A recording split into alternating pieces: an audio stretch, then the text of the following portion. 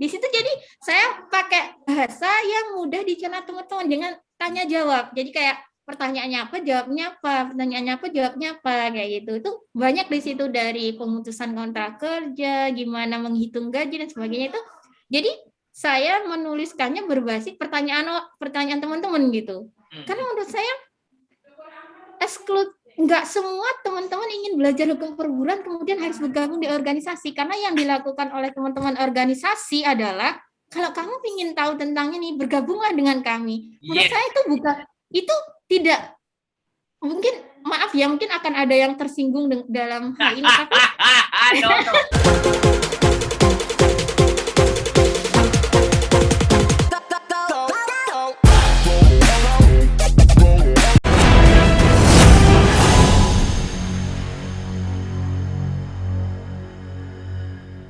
Oke, selamat malam. Assalamualaikum warahmatullahi wabarakatuh. Dengan Mbak yang saya tahu namanya di sini Mbak Yuli Riswati ya.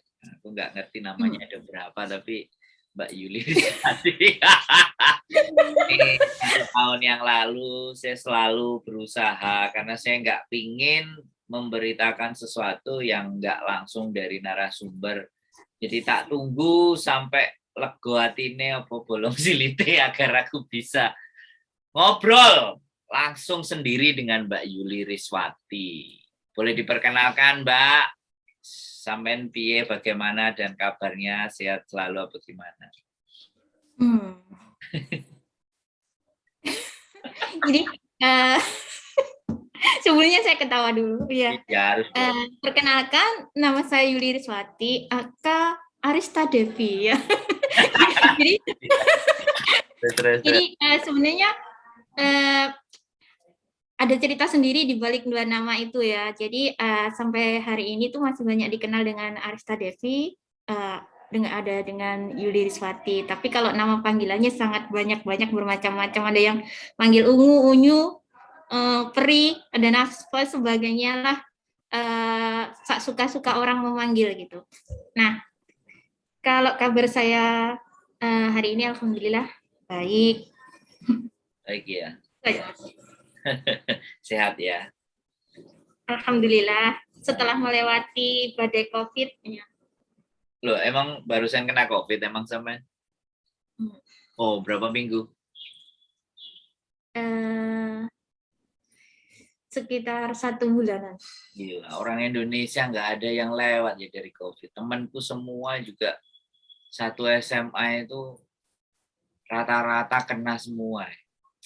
Nah, di sini ya problemnya seperti ini, Mas, karena tidak peduli kami menjaga protokol kesehatan, berusaha menjaga jarak sosial, menggunakan masker dan lain sebagainya, tapi ketika orang lain di sekitar kita mengabaikan itu, ya sama aja gitu. Jadi yakin karena itu ya, bukan karena imun kita yang rendah, enggak? Bukan, justru imun orang Indonesia itu relatif tinggi loh dibandingkan orang, karena setahu saya ini ya, kalau misalkan orang di luar negeri ya, kita bukan membandingkan, tapi kebiasaan hidup kan mereka lebih harus begini, harus begitu, pakai siutuk, pakai maksudnya alkohol, dan tapi kalau orang Indonesia nggak kayak gitu kan, berkelimpang tanah, rumput dan sebagainya, jadi lebih imunnya relatif lebih kebal sih sebenarnya.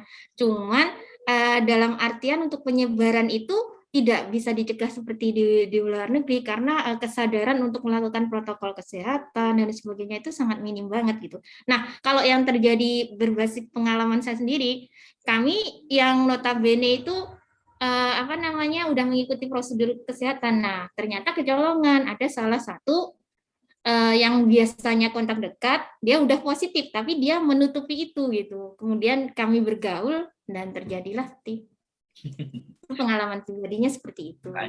Pada bahasa siutuk barang ini, emang dari mana sih Mbak asalnya? Ada bahasa itu masih terkontaminasi Hongkong ya.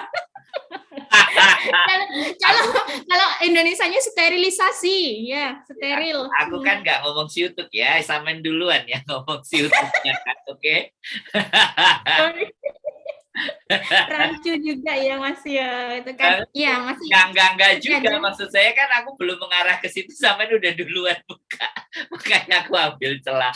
Oke ya, jadi Mbak Yuli Riswati ini fenomenal banget ya beritanya 1 tahun yang lalu. Bahkan sebenarnya banyak yang sudah tahu, banyak yang sudah kenal teman-teman semuanya. Especially subscribe saya dan penonton saya pasti tahu lah siapa Mbak Yuli Riswati. Dan kali ini saya benar-benar terima kasih ya Mbak. Ternyata masih mau juga ngobrol dengan saya. Setelah hampir 1 tahun ya kan. Jadi saya memang seperti itu Mbak karakternya. Ketika saya menginginkan dapat informasi yang benar, yang detail, saya mesti cari orangnya supaya ketika saya ngeluarin sesuatu itu nggak polemik dan langsung. Dan itu bagian dari integritas lah.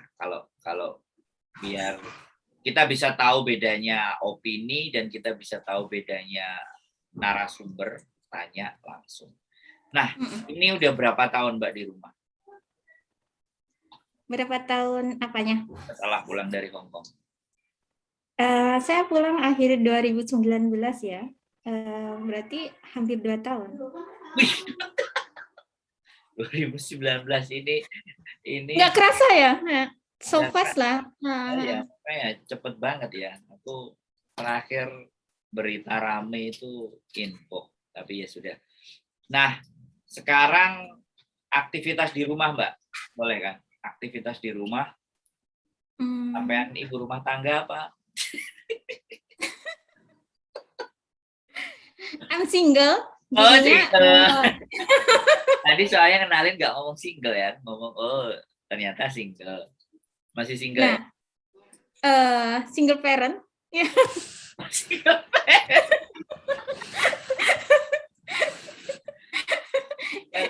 Jadi aktivitas sehari-hari ya sebagaimana orang lain lah. Oh, ya, gitu ya.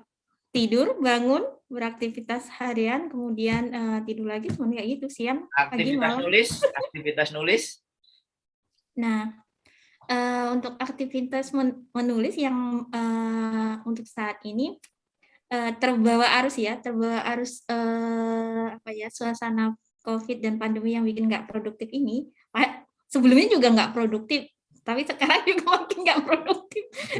Itu yang masih di Migran Pos, itu pun juga tergantung swing mood. Kemudian di lain-lain hanya disimpan dalam folder. Oke. Oh, belum dilanjutin ya. Kenapa? Kenapa kok nggak dilanjutin, Mbak? Bukannya passionnya menulis? Kayaknya saya nggak bilang passion saya menulis ya. Passion saya rebahan. Nggak ada passion menulisnya. Passion saya rebahan. Masih bahas lagi ternyata rebahan. Oke. Saya bilang samain rebahan. Tapi kenapa rebahan dulu sampai di Hong Kong juga? Ayo. Emang bisa rebahan aja terus di Hong Kong gitu kan? Bisa juga kan? Oh, kalau kisah kenapa saya bisa sampai Hong Kong itu nggak jauh beda dengan kisah para perempuan pekerja rumah tangga migran lainnya ya. Dia di awal keberangkatan sampai di Hong Kong, ini udah kayak bukan rahasia lagi ya, udah semuanya menginginkan masa depan yang lebih baik gitu. Nah, kemudian karena faktor mungkin di Indonesia tidak ada modal untuk usaha, tidak ada lapangan pekerjaan untuk ini dan itu, kemudian terpikirlah untuk bekerja di luar negeri sebagai jalan satu-satunya untuk mengubah masa depan lebih baik gitu. Please, itu pasti udah 99% pekerja rumah tangga migran akan memiliki alasan seperti itu.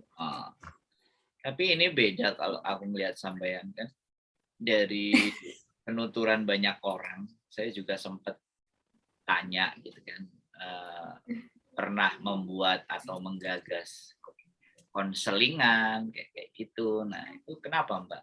Ada bagaimana? Apakah benar? Pertanyaan saya, apakah benar sampean pernah membuat forum atau sosial media page atau apa tentang konselingan? Coba. biar dijelaskan. Jadi gini ya, sebenarnya seperti saya bilang tadi bahwa saya sebagai seorang perempuan pekerja rumah tangga migran datang ke Hong Kong seperti sebagaimana teman-teman lainnya mungkin sebelumnya tidak tahu menahu tentang Hong Kong. Hanya tahu bahwa akan bekerja, mendapat gaji, kemudian itu akan digunakan untuk bla bla bla, kemudian kita sama-sama punya mimpi bahwa masa depan akan lebih baik. Tapi begitu sampai di Hong Kong, saya mendapati bahwa ekspektasi itu tidak sesuai dengan kenyataan gitu. Bahwa bagaimana kendala bekerja, apa yang harus saya hadapi, bagaimana Hong Kong dalam gambar, dalam video, dalam cerita berbeda dengan ketika kita hidup di sana gitu. Kemudian, nah di situ di awal-awal mungkin sama juga dengan pengalaman teman yang lainnya. Saya tidak tahu menahu tentang Hong Kong dalam tanda kutip, baik itu budaya, baik itu kehidupan, hukum dan lain sebagainya. Jadi modalnya hanya sedikit bahasa Cantonese yang dipelajari di VJTKI dan sedikit info yang sebenarnya itu benar-benar absurd banget ketika nyampe sana. Nah, ketika di awal-awal saya seperti apa ya, memasuki sebuah hutan belantara gitu. Di situ no friend, no access information. Jadi kayak apa ya? Ketika apalagi waktu itu saya mengalami di awal itu saya belum pernah memiliki pengalaman kerja sebagai pekerja rumah tangga. Saya belum pernah memiliki pengalaman bekerja di luar negeri atau ikut orang lain gitu. Karena saya dari desa, kemudian tiba-tiba nyampe di Hong Kong. Jadi di situ saya mengalami banyak kejutan dalam hidup saya dan mungkin di situ titik balik perjalanan spiritual gitu. Wah, keren. Bayangin orang yang nol foto, ibaratnya kayak apa ya, semacam gelas kosong yang dilempar ke tengah laut. Jadi kayak saya tuh semacam benar-benar kosong gitu. Anggap aja gelas kosong dilempar jebret. Apa yang terjadi gitu? Berlimpah ruah dan belum bisa dicerna gitu. Jadi meluap, nggak tahu ini apa yang dari situ mungkin. Kemudian di awal-awal saya mengalami kayak masa-masa adaptasi itu kayak pikiran ini, aku hidup di sini ya, kenapa aku nggak tahu apa-apa tentang sini, terus ketika menghadapi masalah aku harus bagaimana, kenapa dan sebagainya. Jadi terlalu banyak pertanyaan, mungkin itu juga apa ya, didukung oleh faktor karakter pribadi saya yang awalnya memang introvert kan, jadi terlalu banyak hal yang dipikirkan dibanding hal yang diucapkan atau jadi dia kayak mengamati, melihat, berpikir. Jadi apa sih sebenarnya, apa yang bisa kulakukan untuk membantu aku? Apakah orang lain juga mengalami hal seperti aku gitu? Jadi kayak ada banyak pertanyaan seperti itu gitu. Terus kemudian setelah beberapa bulan mengalami proses pergantian majikan di terminit dalam baru 2 minggu itu udah mengalami terminit gitu. Jadi kemudian hidup di agensi, part time, dilempar ke Cina, balik ke Hong Kong. Itu dalam masa itu Kak masih perjalanan muter-muter di kepala aja. Kok segini banget sih nasib gitu. Kemudian sampai pada akhirnya jebret saya ketemu. Nah, ini karena saya dulu kan memang sejak dulu cinta warna ungu ya. Suatu hari saya melihat bendera ungu-ungu di Victoria Park. Kok banyak bendera ungu-ungu. Nah, itu lucunya. Nah, disitulah saya mulai tertarik mendekati kerumunan yang ada bendera ungunya. Dan ternyata di situ waktu itu ulang tahun Indonesian Migrant Workers Union, kan benderanya ungu tuh. Apa namanya, mereka punya kayak spanduk itu loh, banner yang ungu-ungu. Nah, sebentar. Status ungu, warna ungu sama status sekarang kira-kira sama apa beda atau lain atau gimana? Gimana? Warna ungu kan identik dengan warna status seseorang gitu. Di awal malah ketika mulai menyukai ungu itu tidak ada status dengan hubungan itu, bahkan ketika orang bilang iya ungu identik dengan itu, saya bisa berpilah, faktanya saya nggak seperti itu gitu. Iya, lanjut. Nggak ada itu. Itu kemudian ketika apa namanya udah ketemu terus nanya-nanyanya apa, oh ini organisasi gini-gini, waktu itu saya nggak nggak pernah punya pengalaman berorganisasi juga ya. Ini organisasi apa? Udah daftar aja Mbak, gini-gini. Akhirnya padahal nggak ngerti apa-apa karena tertarik dengan warna ungu. Akhirnya saya terdaftar menjadi anggota Indonesian Migrant Workers Union itu. Itu pengalaman pertama saya. Kemudian dari situlah, kemudian nanti kalau libur datang ya, datang. Kemudian datang, ping, oh ternyata kayak gini. Nah, tapi sebelum itu, sebenarnya sebelum bergabung itu saya tuh lebih sering, karena memang seperti saya mention, saya introvert ya, saya tuh bukan orang yang mudah berteman dengan orang lain gitu. Ya, jadi kelihatan kok, kelihatan. Kelihatan. Banget. Jadi banget ya. Banget. Jadi saya bukan tipe orang, mungkin bisa dibilang antisosial ya, tapi sebenarnya enggak seperti itu gitu. Jadi saya lebih banyak menghabiskan waktu saya di library. Jadi untuk mencari tahu jawaban dari pertanyaan yang berputar-putar itu tadi, Mas. Jadi saya bukan orang yang tipe mencari tahu ke orang lain. Jadi saya lebih prefer itu membaca, melihat, mengamati seperti itu. Jadi kemudian sebelum itu saya itu udah library itu udah kayak markasnya. Jadi meskipun udah libur tuh nggak punya satu teman pun, karena perginya ke library, mencari buku, membaca dan semuanya. Kemudian dari situlah kemudian membeli buku, membeli ini, pokoknya hanya itu. Jadi dialognya itu lebih ke dengan bacaan ya, dengan pengamatan, mengamati orang lain. Kenapa orang lain tuh enak banget sih, kok aku enggak? Orang lain kenapa libur gajinya tinggi, kenapa aku enggak? Kenapa keadaan kami ketika status pekerjaan kami sama, kenapa nasib kondisi kami bisa berbeda? Jadi ada begitu banyak pertanyaan. Kemudian ketika udah tergabung di IMU, secara otomatis kan mulai belajar hukum perburuan. Nah, di situ kemudian saya juga lebih banyaknya membaca buku-buku yang ada di IMU. Jadi bukan lebih nggak banyak berdialog dengan orang lain. Jadi lebih banyak mengisinya dengan semua bacaan itu dibaca, baca. Kemudian dari situlah tumbuh sebuah kesadaran gitu. Di situ saya mulai aktif berorganisasi. Nah, ternyata gini, kemampuan orang dalam pembacaan itu untuk mencerna sebuah bacaan itu juga menentukan kemampuan seseorang gitu. Kamu bisa jadi menjadi yang pertama membaca sebuah buku, tapi bisa jadi orang lain yang ketiga atau yang terakhir membaca buku itu lebih memahami isi buku tersebut gitu. Nah, disitulah meskipun saya menjadi anggota baru, kemudian ternyata saya dipercaya menjadi kalau dulu itu namanya paralegal. Jadi di IMU itu ada, karena dia organisasi yang fokus pada hukum perburuan di Hong Kong ya. Jadi ada satu sesinya itu yang seksi advokasi waktu itu. Jadi kayak menjawab kasus-kasus gini. Waktu itu belum ada Facebook, Mas. Jadi saya bahkan nggak paham internet gitu. Saya belum tahu ketika orang lain udah main Friendster, chatting Yahoo. Kan dulu kalau hari libur itu teman-teman di tahun 2010, 2011 itu kan masih Yahoo.com kan. Nah, jadi mereka masih chatting kayak gitu, Friendster. Saya tuh nggak ngerti hal-hal seperti itu gitu. Jadi yang saya tahu membaca di library. Jadi ketika kayak gitu, kemudian akhirnya nomor saya menjadi hotline. Jadi dibagikan kayak di selebaran kertas tuh, kalau ada masalah hubungi ini, ada masalah di. Nah, disitulah awal perjalanan saya mulai memahami tentang kasus-kasus di Hong Kong ya. Jadi kemudian saya mulai mendapatkan jaringan dengan orang lokal. Kemudian orang lokal dalam tanda kutip di sini awalnya juga dari jejaring IMU gitu. Kemudian berkembang jadi begitu banyak teman lokal ya dari media dan sebagainya.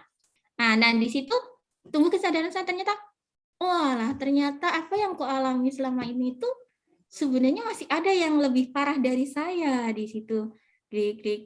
Tapi waktu itu saya belum memiliki kesadaran menulis atau apa tuh nggak ada, Mas. Jadi adanya melayani kasus-kasus, sampai saya waktu itu stres. Karena apa?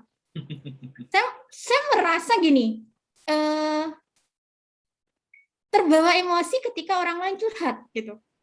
Jadi orang yang curhat saya yang mikir gitu, orang yang bermasalah saya yang merasakannya gitu. Jadi kayak karena terbawa introvert itu tadi ya. Jadi di situ saya mulai emosi saya tidak stabil, malah semakin banyak hal yang terlalu menumpuk di sini ya. Kemudian saya mulai menulis diary untuk kayak gini, karena ketika orang lain curhat kasus, saya nggak mungkin membagikan kasus itu ke orang lain, karena menurut saya itu nggak bagus gitu, karena aku udah dipercaya menyimpan rahasia orang dari situlah, tapi aku butuh untuk menceritakannya atau mengeluarkannya. Akhirnya saya menulis tapi saya nggak tahu bahwa ternyata disitulah awal saya mengetahui bahwa saya punya passion menulis gitu. Awalnya saya nggak tahu, jadi saya menuliskan apa itu di situ. Jadi kayak dalam bentuk puisi, dalam bentuk cerpen, dalam bentuk artikel, dalam bentuk opini, dalam bentuk ini. Nah, di situ kayak gitu mulai awal perjalanan menulis. Kemudian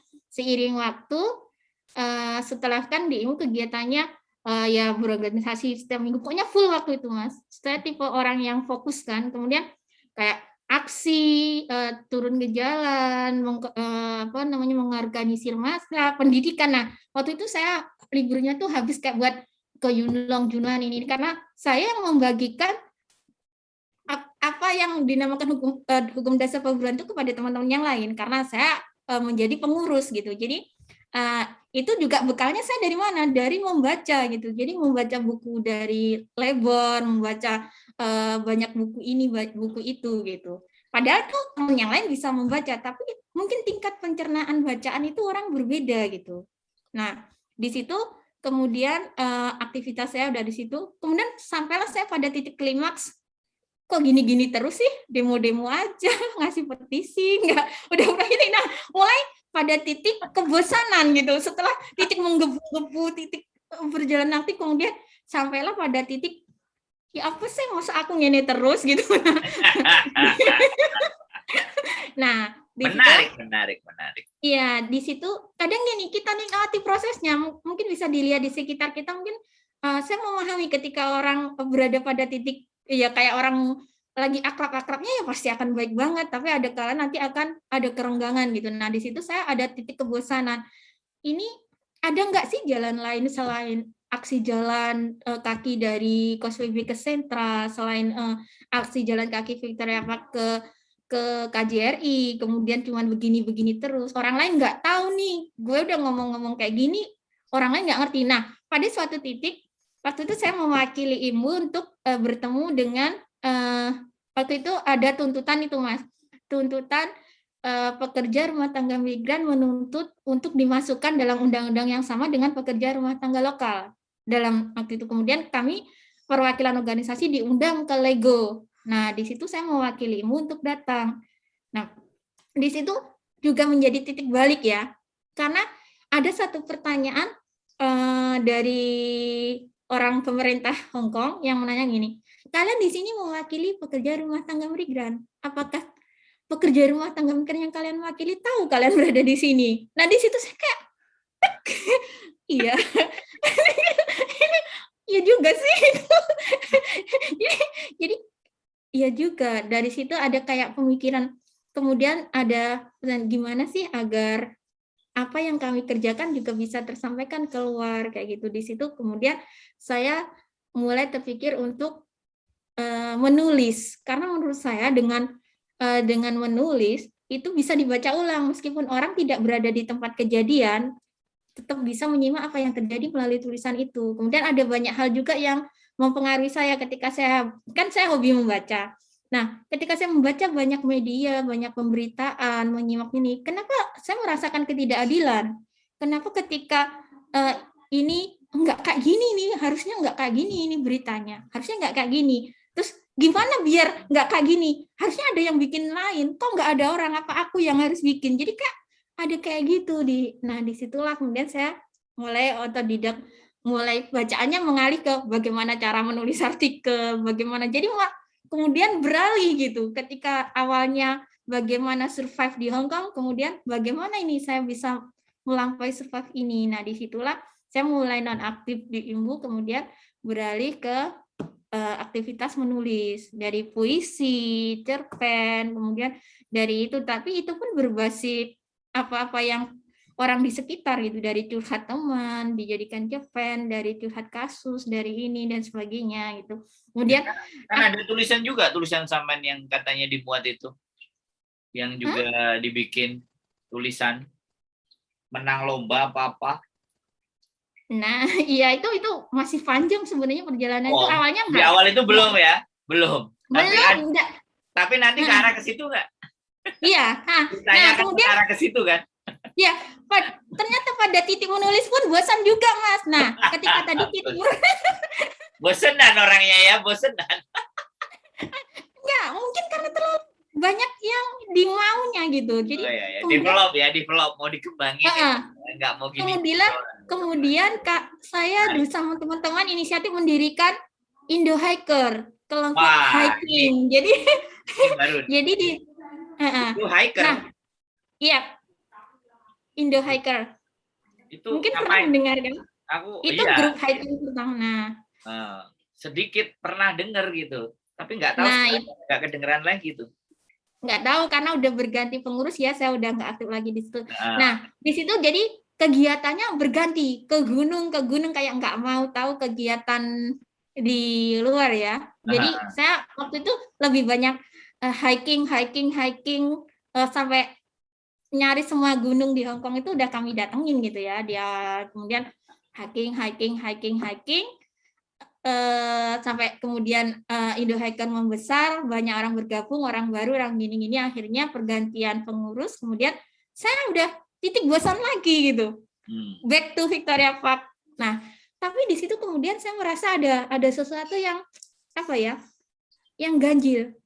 Kenapa ya aku udah nggak aktif di mengikuti kasus-kasus yang terjadi, aku udah nggak begitu peduli dengan apa-apa yang terjadi di intinya kayak sekitar isu-isu pekerja rumah tangga migran di Hong Kong itu udah nggak mau tahu. Tapi kok ternyata beberapa tahun nggak aktif itu dengan tahun yang dulu ketika saya aktif di itu masih sama gitu. Jadi kayak kasus berulang, cerita berulang dengan korban yang ganti nama, ibaratnya kayak semacam itu gitu loh. Jadi kayak, nah ini apa sih? Terus apa sih yang bisa kulakukan untuk berkontribusi dalam hal ini? Nah disitulah kemudian terpatik untuk membuat sebuah fanfic counseling gitu. Nah, karena udah mulai punya Facebook kan. Nah di situ saya oke lah kayak gitu gini. Kayaknya saya mikir gini. Kayaknya karena selama ini info-info tentang hukum perburuan itu terlalu eksklusif, diketahui oleh organisasi-organisasi progresif doang gitu. Jadi ini nggak boleh kayak gini nih. Jadi eksklusivitas. Nah, eksklusivitas pengetahuan itu nggak bagus gitu. Karena gini, nggak semua orang ingin tahu itu perlu bergabung dengan dengan organisasi. Nah ini kenapa nggak orang lain yang nggak berorganisasi nggak punya akses terhadap informasi ini gitu. Di situ mulailah saya ingin melakukan sesuatu yang di luar itu gitu. Jadi oke lah, aku ya terima kasih. Nah aku terus ditawarin jajan. Nah, dulu nggak apa-apa. Enggak. Nah terus jadi disitulah kemudian aku mulai mendirikan Independent Counseling BMI di situ, dan ternyata mungkin karena memang teman-teman tuh butuh seperti itu gitu. Wus lah, mungkin volumenya sudah 15.000 lebih ya sekarang. Cuman saya sendiri juga kaget ya waktu itu. Itu masih ada, page-nya itu masih ada? Masih ada kalau mau dipakai, karena saya juga jarang ke situ sekarang karena masih ada. Ntar saya bisa kasih linknya. Di situ jadi saya pakai bahasa yang mudah dicerna teman-teman dengan tanya jawab. Jadi kayak pertanyaannya apa, jawabnya apa, pertanyaannya apa, jawabnya apa, kayak gitu. Itu banyak di situ, dari pemutusan kontrak kerja, gimana menghitung gaji dan sebagainya itu. Jadi saya menuliskannya berbasis pertanyaan teman-teman gitu. Karena menurut saya nggak semua teman-teman ingin belajar hukum perburuan kemudian harus bergabung di organisasi, karena yang dilakukan oleh teman-teman organisasi adalah kalau kamu ingin tahu tentang ini bergabunglah dengan kami. Menurut saya itu tidak mungkin, maaf ya, mungkin akan ada yang tersinggung dalam hal ini, tapi nggak ada yang tersinggung. kok nggak vomping gitu loh. Yang mau aku tahu segini, aku disuruh makan yang segini banyak. Jadi gimana? Gitu, lanjut. Nah, mungkin dari awal yang membuat saya berbeda dengan teman-teman, mungkin out of the box-nya itu. Jadi saya merasa saya nggak perlu punya nama, saya nggak perlu, banyak teman-teman yang menawarkan, kenapa kamu nggak bikin organisasi aja? Oke, ayo gabung organisasi kami, ayo gabung. Dan waktu itu saya sudah memiliki dan pernah tergabung dalam beberapa organisasi gitu. Dari organisasi tadi progresif, kemudian organisasi kepenulisan, kemudian organisasi hiking, kemudian ada lagi satu lensasional, jadi organisasi fotografi kan. Nah, kemudian dari situ saya dari beberapa pengalaman saya tergabung dalam organisasi, saya tahu kelemahan apa yang ada di dalam organisasi, dan saya juga cukup memahami bahwa diri saya bukan orang yang bisa ditempatkan di situ, karena saya bukan tipe orang yang bisa di depan, dan saya lebih suka di belakang layar. Dari situlah kemudian saya memilih independent counseling BMI dengan alasan karena saya melakukannya dengan independen, tapi saya tidak ingin mencantumkan nama saya, bukan dalam artian saya nggak ingin apa ya. Ingin tenar, bukan tidak ingin kenal dan ABCD di luar itu. Karena untuk orang introvert seperti saya itu cukup menguras energi gitu. Dan itulah mungkin kayak jalan di kerumunan aja itu nanti bikin apa ya, bikin capek kayak gitu. Itu nggak tahu, itu udah kayak masalah banget gitu. Itu masalah dalam diri saya yang sebenarnya nggak perlu diceritakan orang, tapi sebenarnya ada hal-hal seperti itu yang nggak dipahami oleh orang lain gitu loh. Jadi bukannya nggak mau berkumpul, saya kadang ada orang yang waktu itu bilang kamu nggak punya teman, tapi ketika bertemu ternyata juga bisa berteman dengan banyak orang. Jadi mereka juga ragu juga, dibilang nggak punya teman-teman banyak, tapi dibilang kamu nggak berteman, kayak kok yang nggak bergaul gitu. Ya, tapi ya seperti itulah gitu. Karena saya memiliki apa ya, prinsip bahwa ketika kita berteman dengan orang tuh harus bisa take and give gitu. Bukan, saya paling nggak suka berteman yang kemudian di belakangnya menimbulkan masalah. Kenapa kamu mesti berteman ketika ada masalah, hanya untuk membuat masalah, karena hidupmu sudah banyak masalah gitu. Jadi gitu loh. Jadi kenapa kamu harus menuang hal pahit ke dalam kopimu yang udah pahit gitu. Jadi saya lebih memilih seperti itu gitu. Nah, kemudian waktu saya udah di independent counseling, ternyata itu jadi pertanyaan banyak orang juga gitu. Ini tiba-tiba ada fun fact followernya sebanyak ini. Siapa di balik ini? Nah, di situ jadi keributan ulang. Ini jangan-jangan ada bla bla. Kemudian saya terpaksa waktu itu juga membuka diri, kemudian bahwa adminnya adalah saya. Dan dari situ kemudian awalnya nggak ada yang tahu itu siapa di belakang layarnya independent counseling itu. Tapi pertanyaan ke inbox itu sangat banyak, pertanyaan ke WhatsApp sangat banyak, dan saya layani semua karena saya bukan tipe orang yang bisa teleponan juga sebenarnya. Jadi saya lebih prefer ketik gitu. Jadi nah di situlah kemudian ada independent counseling. Nah, kemudian ada tawaran, sebelumnya saya pernah jadi kontributor media ya. Jadi di awal sebelum hiking itu tadi sebelum mendirikan Induk itu sempat aktivitasnya sampai menjadi kontributor sebuah media. Masih aktif medianya sekarang kan? Oke lah, mention mungkin pertama apa kabar? Aku nggak nyuruh ya, tapi sampai mention oke lah. lanjut. Oke, lanjut. Kemudian ternyata ketika saya aktif-aktifnya di independent counseling BMI, kemudian ada teman yang mengingatkan, kenapa kamu dulu pinginnya menulis di media kan? Kenapa kamu nggak balik ke media? Nah, di situ kemudian ada perekrutan kontributor suara. Nah, di situ saya ikut mendaftar seleksi, kemudian jadilah saya kontributor suara. Nah, di situ ketika di kontributor suara ada lagi permasalahan. Ternyata saya balik lagi menabrak tembok prinsip saya sendiri gitu, Pak. Ada hal-hal yang nggak sesuai dengan apa yang saya yakini. Disitulah kemudian saya berinisiatif mau keluar lagi gitu. Jadi ya udahlah, gue nggak mau nulis lagi, media juga kayak gini aja gitu. bikin Aku bikin nggak ikut emosi ikutan doang ya. gitu. Nah, kemudian Menarik. tapi untungnya ada yang ngingetin gini. Lah, kamu kalau cuman udah nabrak kamu lari, udah nabrak kamu lari, terus kamu mau kemana gitu kan?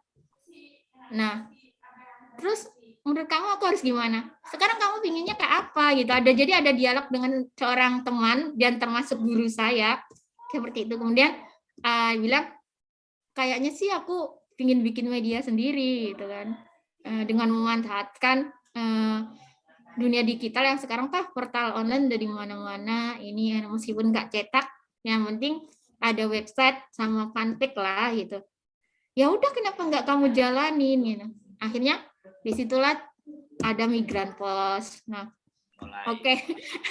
Terus back tadi kan mention sempat kenapa ada tulisan dilombakan dan menang. Nah, ini juga ada hubungannya dengan nama, Mas. Jadi di awal-awal saya lebih prefer menggunakan Arista Devi karena waktu itu ketika saya aktivitas menulis, aktivitas organisasi, kemudian kayak aktivitas kayak kan sempat kayak ada interaksi dengan media lokal ya, diundang ke RTXK lah, ke TVB di waktu itu untuk membicarakan tentang isu-isu pekerja migran. Di situ saya lebih menggunakan nama Arista Devi karena dengan tujuan adalah agar hidup saya di sisi yang ini, aktivitas saya di luar pekerjaan saya sebagai pekerja rumah tangga tidak akan mempengaruhi hubungan kerja saya dengan majikan. Karena meskipun apa yang saya lakukan tidak berhubungan dengan majikan, tapi ketika majikan tahu bahwa PRT migrannya punya aktivitas lain, belum tentu mereka bisa menerima itu. Jadi kenapa waktu itu menggunakan nama alias Arista Devi itu.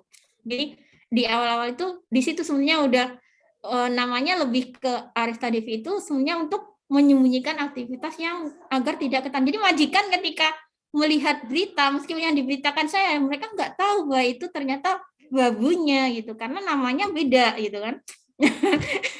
nah, di sini, nah, nah, jadi memang di awal seperti itu, tapi kemudian ketika saya udah di Suara, kemudian saya mengikuti sebuah perlombaan yang diadakan oleh Taiwan. Sebelumnya juga mengikuti perlombaan lain itu pakai nama pena Mas Arista Devi. Jadi di awal-awal itu sebelum itu udah memenangkan banyak perlombaan juga, tapi menggunakan nama pena Arista Devi gitu. Ada banyak buku antologi juga menggunakan nama Arista Devi. Jadi lombanya dan saya lebih ke out of the box. Meskipun saya pekerja rumah tangga migran, bukan berarti saya harus bergaul dengan pekerja rumah tangga migran doang gitu. Jadi saya bergaul dengan banyak komunitas lain, termasuk komunitas menulis di Indonesia dan komunitas lokal dan sebagainya gitu. Karena saya tidak mau membatasi pergerakan saya sendiri gitu. Kekepuan saya nggak bisa dibatasin oleh orang lain gitu. Saya terlalu banyak ingin tahu gitu. Nah, kemudian ada info lomba Taiwan Literature Migrant Awards di Taiwan. Ternyata itu menyaratkan nama harus sesuai paspor. Nah, di situ kan mau nggak mau harus pakai nama asli. Kemudian ketika mulailah terkuak lah nama. Makanya di awal-awal itu masih ada pertanyaan ketika tiba-tiba nama Yuli Rizwati mencuat pada suatu hari, orang masih banyak ini bocah ini dari mana tiba-tiba ada nama ini. Tapi ketika tahu di belakang tadi ada nama Arista Devi itu, kemudian ketahuan, oh ternyata dia udah aktif di ini udah sejak tahun ini gitu. Bahkan sempat bikin kayak apa namanya workshop kayak udah apa namanya pameran foto bekerja sama dengan salah satu LSM apa namanya di Hong Kong, kemudian menerbitkan antologi juga yang diterjemahkan dalam 4 bahasa, tapi itu tidak menaikkan nama Yuli Rizwati itu. Jadi selama ini udah banyak kayak wawancara tentang isu-isu apa itu, tapi nggak pakai nama Yuli Rizwati begitu. Jebret akhirnya ketahuan lah bahwa oh ini ternyata si Yuli ini si Arista ini, berarti dia memang nggak berdunduk ada di sini gitu, dia melakukan proses panjang itu dari ini gitu. Nah itulah kemudian ya ada beberapa tulisan yang sempat menang di situ, itu pun juga berbasis apa ya namanya kehidupan nyata pekerja rumah tangga migran dari curhat saya, curhat teman-teman, kemudian digabungkan dalam fiksi. Nah, ini juga ada cerita sendiri ya. Kenapa saya tuh di awal-awal nggak suka cerpen, Mas? Karena saya apa ya merasa saya lebih prefer ke artikel. Tapi kemudian ketika saya mempelajari tentang jurnalisme, tentang apa menulis yang baik dan sebagainya, saya mendapati fakta bahwa kamu tidak bisa menulis sebuah artikel atau berita yang tidak bisa kamu pertanggungjawabkan. Ibaratnya nih, meskipun kamu menyaksikan sesuatu itu tidak bisa kamu sampaikan kalau kamu tidak bisa menunjukkan bukti. Nah, disitulah kenapa kemudian saya melarikan diri ke fiksi. Jadi ketika saya menuliskan fiksi, saya tidak perlu menerima tuntutan dari orang bahwa mana buktinya. Loh, ini fiksi kok. Suka-suka saya nulis. Padahal sebenarnya apa yang saya tulis juga dari kisah nyata. Disitulah saya bersembunyi di belakang fiksi untuk menyelamatkan diri gitu. Sebenarnya apa yang saya tulis dalam bentuk fiksi itu juga kisah nyata. Tapi kemudian makanya ketika yang membaca itu akan mempertanyakan gini, ini kayaknya beneran ya, ini beneran nggak ya, suka-suka kamu, kalau kamu merasa itu beneran, ya apa ya, ya seperti itulah. Kalau kalau enggak kamu merasa ini fiksi, ya ini memang cerpen gitu. Jadi saya enggak sebenarnya melindungi diri saya dengan menulis cerpen itu. Kayak kemudian cerpen-cerpen saya itu lebih memilih pada kayak saya nggak suka romance, nggak sukanya ya. Maksudnya karena banyak teman-teman yang sudah menulis itu tentang si A ketabrak A, ketemu jatuh cinta bahagia, gini-gini ini kan. Karena saya bukan tipe yang karena saya juga tidak merasakan jatuh cinta.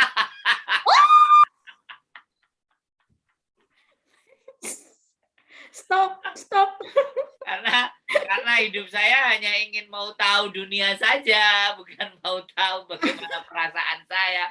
Wah, nah, kemudian jadi sempat fenomenal juga itu ya, ketika sebelum itu kan sempat kayak kita bikin pameran foto, pameran buku, menerbitkan antologi dalam 4 bahasa. Waktu itu kan diterjemahin dalam bahasa Tagalog, bahasa Inggris, Kantonis, dalam bukunya setebal ini. Nah, kayak gitu. Nah, di situ saya sempat bikin perpustakaan. Ya, perpustakaannya namanya klub baca, bukan perpustakaan, klub baca namanya After Work Reading Club. Jadi di situ adalah membaca bersama untuk memahami sebuah artikel. Nah, di situ itu project dengan kerjasama dengan Kunci, sebuah NGO di Jogja, dan Parasite itu sebuah apa ya organisasi seniman di Hong Kong. Jadi di situ tuh, dan di situ sempat booming juga. Jadi kayak ada di wawancara media dan sebagainya, di TV kabel, di TVB dan lain sebagainya. Nah, pertanyaannya kayak gini, Julie, kamu menulis cerita, kenapa dark banget gitu? Dia bilang gini, sisi gelap pekerja rumah tangga migran dan majikan. Apakah kamu sebegitu benci dan traumanya dengan orang Hong Kong? Itu pertanyaan itu mayoritas dari banyak media kan, karena itu dihandle oleh sebuah NGO yang ternama ya. Kemudian ada PR-nya, jadi dihubungkan dengan banyak media, otomatis kan wawancaranya juga banyak banget itu, Mas. Nah, di situ pertanyaannya yang paling unik itu ya itu satu itu. Jadi mereka mempertanyakan kenapa saya nggak menulis yang happy-happy itu. Kenapa saya menulis yang sedih gitu. Kenapa kamu menuliskan hal yang sedih? Waktu itu kan judul tulisannya adalah Kesaksian Ungu. Nah, itu sebuah diari yang menceritakan tentang dari sudut ceritanya adalah sebuah buku diari yang menceritakan pemiliknya yang menjadi korban penganiayaan majikan. Jadi mereka mempertanyakan, kenapa kamu menceritakan hal buruk tentang majikan? Apakah kamu memiliki trauma atau kamu benci dengan orang Hong Kong sehingga kamu lebih menulis hal-hal yang kayak gini? Nah, waktu itu jawaban saya simple sih, saya cuma jawab gini, terlalu banyak orang yang menuliskan hal-hal bahagia, terlalu banyak orang yang menuliskan hal-hal sukses, tapi tidak banyak orang yang mau menunjukkan behind the scan-nya PRT migran itu kayak apa. Faktanya tak sebagus apa yang ada di depan mata. Jadi saya lebih memilih menceritakan hal yang tidak diceritakan orang lain. Nah, disitulah kemudian oh gitu. Karena faktanya kalau saya hanya nulis bahagia, orang lain nulis bahagia, orang ini nulis bagus, ini nulis kesuksesan. Siapa yang akan mewakili orang-orang yang tidak bisa menceritakan cerita mereka?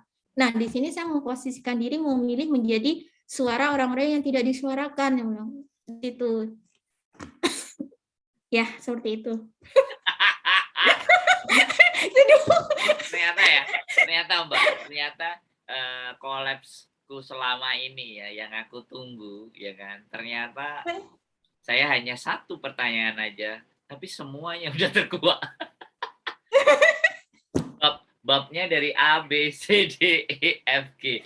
Nah ya menarik sebenarnya menurut saya perjalanan apa yang sampean sampaikan, dan sebenarnya itu juga saya tunggu ya. Cerita itu saya tunggu sebenarnya sepak terjangnya sampai sejauh mana aktivitasnya, dan itu sampean keluarkan semuanya. Dan di ending akhirnya ya saya melihat sebuah potensi yang begitu besar, dan mungkin sekarang sudah masih berlanjut, satu hal yang masih berlanjut yang sampean handle. Tapi aku nggak ngerti hal yang lain itu masih tetap sampean lanjutkan apa enggak, karena kembali lagi bahwa aku juga nggak ngerti apakah aktivitas sampean masih dengan dunia luar untuk ngobrol, karena kemarin sempat cerita terus bisa mau berangkat kemana dan ABCD, dan di sana sebagai apa kan sempat kita ngobrol ke arah sana kan. Nah harapannya juga apa yang sampean bangun ya, aku sepakat dari pernyataan tadi, bahkan mungkin akan saya bikin judul di podcast kita ini, Arista Devi atau Yuli Riswati, kenapa harus berorganisasi kalau kita mau tahu tentang hukum.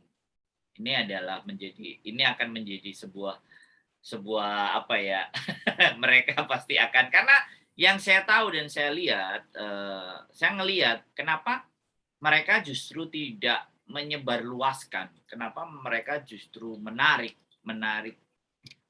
orang, kenapa enggak, kalau mereka butuh tahu apa ini, jadi tinggal sabarkan link, kasih link ini, tolong dibaca, ini videonya, kalau nggak bisa baca, kalau nggak sempat baca, ya linknya dengan suara kayak gini kan, artinya mereka bisa ngerjain sesuatu, pasang headset, putar, linknya kan bisa jalan juga gitu loh, agar artinya banyak hal yang bisa terpahamkan oleh mereka di saat mereka nggak harus benar-benar mantengin ataupun meninggalkan pekerjaan utamanya kan.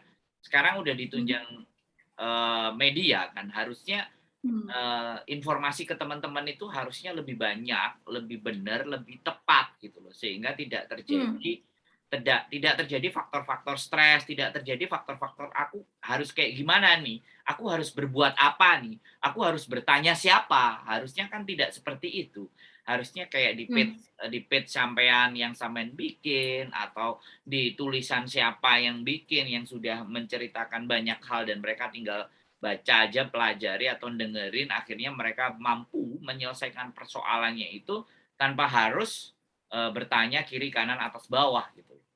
Nah, saya sepakat sebenarnya sampean dan teman sampean yang juga udah hampir 3 kali saya bikin konten kepada, jadi memutuskan untuk ya mungkin mengundurkan diri untuk membuat sesuatu sendiri, agar apa, teman-teman bisa paham tanpa harus ikut sana ikut sini. Jadi waktunya libur ya memang mereka menikmati liburnya.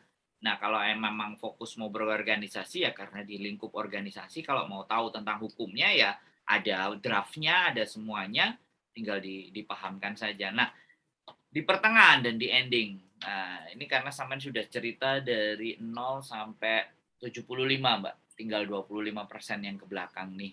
Tapi perlu saya garis bawahi ya, saya keluar dari organisasi juga bukan karena ingin melakukan sesuatu yang beda. Di awalnya seperti yang saya sebutkan tadi kan, ada pada titik kebosanan, kemudian saya ingin mencoba hal baru. Jadi itu pun bahkan saya merasa terlambat banget untuk bikin independent counseling, itu udah melewati beberapa tahun perjalanan saya. Jadi itu juga nggak mak bentuk karena saya mau keluar dari organisasi kemudian saya mau bikin sesuatu yang lain, itu nggak seperti itu. Jadi itu ada proses panjang juga gitu. Jadi bahwa saya sendiri sebenarnya melakukan pencarian untuk memenuhi diri saya sendiri gitu. Karena ada banyak pertanyaan juga kan, kenapa kamu melakukan counseling? Kenapa kamu mau membuang waktu dan tenagamu untuk melayani orang lain dan sebagainya? Itu kan berarti kayak di situ di awal saya sempat melarikan diri dari hal seperti itu juga, bahwa saya sempat merasa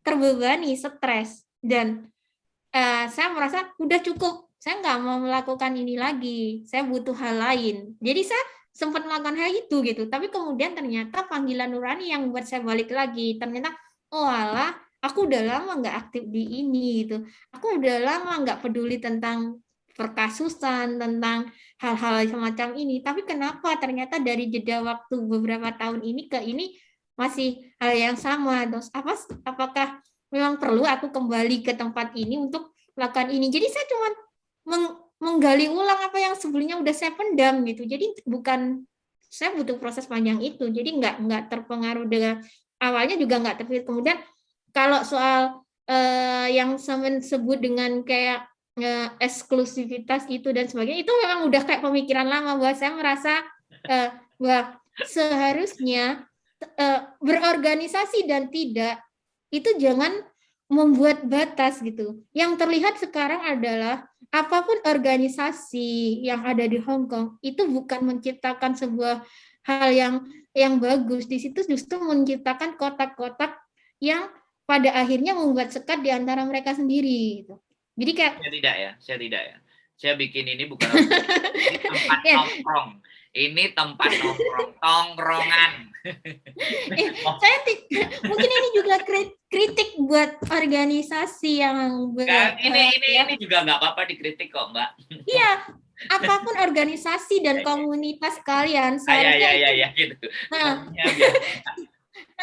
Seharusnya itu tidak menjadi sekat di antara kalian sendiri gitu. Jadi tidak seharusnya bahwa hal itu harusnya bisa saling melengkapi, saling mendukung dan berjalan bersama, itu akan lebih baik. Karena di sini ini yang perlu mungkin terbawa dari pendidikan di Indonesia juga, bahwa semua hal harus seragam dan sama. Bahwa ketika searah kamu juga harus satu gitu, nggak seperti itu. Padahal untuk mencapai sesuatu kamu mau ke KOSWB bisa dari Napoin, bisa dari Yunlong, bisa dari arah Wancai, bisa dari arah Hongham. Jadi di sini mungkin yang perlu banget apa ya, kritik kayak dirubah stigmanya, dirubah paradigmanya, dirubah cara berpikirnya. Jangan menjadikan organisasi dan komunitas apapun itu namanya sebagai sebuah eksklusivitas. Di sini nanti kamu akan terbangun pikiran bahwa kamu lebih sadar, kamu lebih maju, kamu lebih terorganisir, kamu lebih begini, dan kamu merasa lebih dari orang lain. Dan faktanya mungkin ada orang yang berjalan luntang-lantung di luar sana, dia lebih dari kamu, cuman dia nggak show up atau nggak ini. Mungkin orang yang ada di nggak perlu bergabung di organisasi, jadi mereka sendiri pun bisa artinya bisa menunjukkan kemampuan yang lebih lah. Ya, tapi juga tidak mengerjilkan bahwa berkelompok dan berorganisasi itu juga akan memperkuat suara juga gini. Karena ketika kamu menjadi seorang individu untuk mewakili suaramu ke pemerintah, itu juga kamu butuh. Sudah tahu kamu wakili, pertanyaannya. Tidak, mereka tahukah kalau kamu wakili gitu.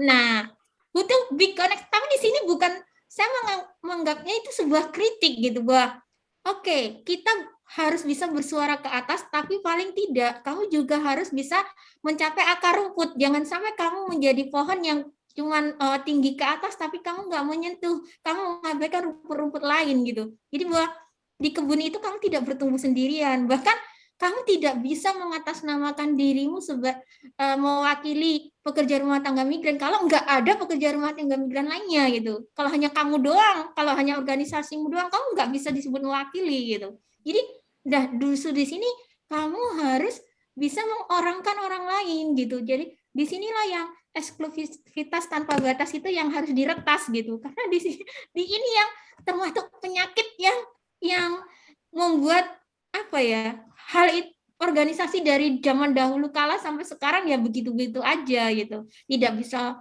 membesar dan melakukan aksi lebih banyak, dan akan hanya ada sosok-sosok itu saja gitu. Buat ketika kayak figurisme, jadi kayak sentralisme itu harusnya udah nggak dipakai itu, karena harusnya semua orang tuh sama rata, sama kerja, sama ini. Siapapun itu yang punya kesempatan, dia berhak berada di depan.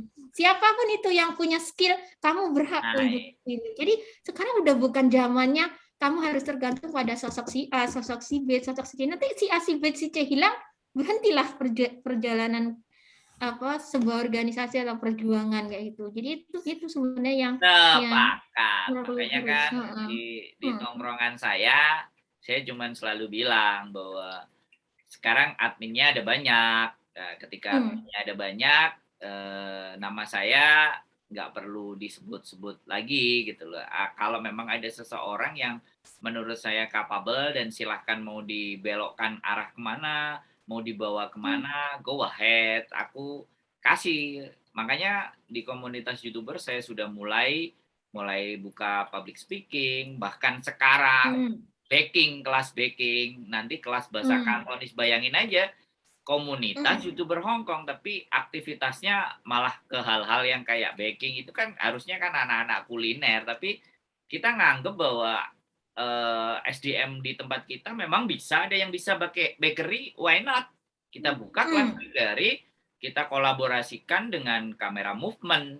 Jadi bagaimana editing untuk bakery, editing untuk makanan, vlog untuk makanan. Jadi pada prinsipnya buat saya tidak ada masalah. Bahkan nanti kalau memang teman-teman mau di sinema, ya bagaimana kita mau bikin sinema, bagaimana bercerita tentang sinema, bagaimana kita belajar tentang audio visualnya, pencahayaannya, dan ABCD. Saya nggak mau membatasi, makanya nggak pernah mati gaya slogannya komunitas YouTuber Hong Kong, nggak pernah mati gaya dalam artian lu pakai mau nungging, mau gaya tengkurap, mau apa saja, lu mau datang aktif, mau membawa teman-teman ke arah lebih baik, go ahead. Lu mau datang, lu cabut, silahkan. Artinya kembali lagi bahwa saya tidak akan ada penekanan yang mengharuskan. Memang di beberapa organisasi di Hong Kong harus jadi anggotanya, harus bayar iuran sekian, harus begini, harus begitu, ABCD. Sedangkan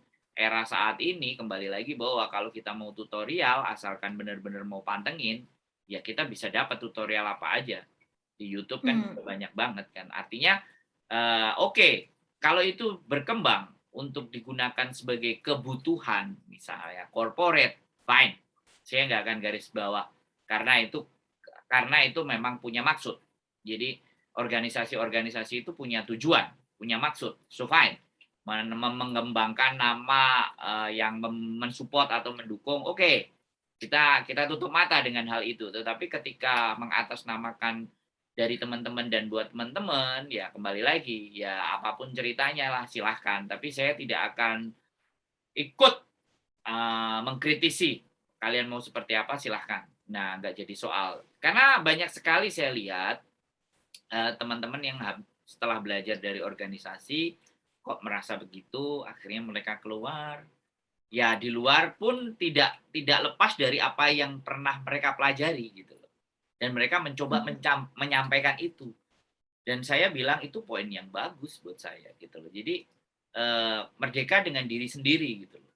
Nah, sekarang ketika bisa merdeka dengan diri sendiri, ketika ini bersatu dengan cara berpikir yang macam-macam ya ibaratnya, terus ada di satu forum ya kan. Dan forum itu menghargai dengan satu antara lain. Tidak harus satu suara di ketua itu, tapi ya ibaratnya sekali lagi saya pernah ngomong sama sampean kayak di Cokro TV ibaratnya ya, atau kayak di Indonesia Maju lah, sebuah konten di mana siapa aja boleh masuk, di mana semuanya tujuannya adalah agar netizen itu mendapatkan pemahaman yang benar, yang bagus, yang artinya tidak gampang mudah dipecah-pecah gitu. Nah, kalau itu ada di Hong Kong, ya yang jelas ketika kita ditanya apakah kalian mewakili sekian, nah kita tinggal tunjukin subscriber aja kan. Artinya nih, dan lihat aja subscribernya, orangnya dari mana, penontonnya lebih banyak dari mana, dan ini bahasa apa, bahasa Indonesia ya. Nah, kalau subscribernya 1M, subscribernya 500K, sedangkan jumlah teman-teman PMI-nya cuma 200-300, jawaban ketika dia naik ke atas, ini data. Saya nggak perlu ngomong jawabannya bagaimana, ini data. Terserah mereka mau anggap ini enggak, tapi ketika forum itu ada, misalnya sampean bersuara, ingin menyuarakan sesuatu, terus siapa bersuara dan itu dijadikan satu, kita tidak berbenturan. Silahkan isu apa yang diangkat. Kalau saya sih seperti itu. Jadi ini balik lagi ke sampean bahwa luar biasa bicara dengan sampean, dan saya mau terakhir mengulik di 25% terakhir di penghujung, karena ini yang sangat krusial. Aku nggak ngerti apakah nanti bisa sampean jawab di sini atau bagaimana. Di saat sampean sudah mulai aktif mencari gambar, foto, dan foto itu tentang sesuatu pergerakan di Hong Kong gitu. Banyak banget. Bahkan sampai lari-lari, menunjukkan sampai pakai masker yang anti apa namanya, yang gas air mata itu. Nah, itu kenapa, Mbak? Saya butuh mau tahu itu. Kira-kira bisa nggak? Kalau memang nggak bisa, nggak apa-apa deh, simpan. Oh, bisa.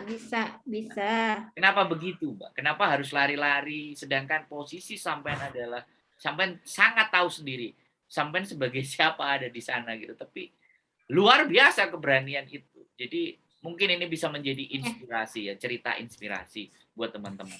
Silakan, Mbak. Sebentar. Nah, 25% ini yang penting.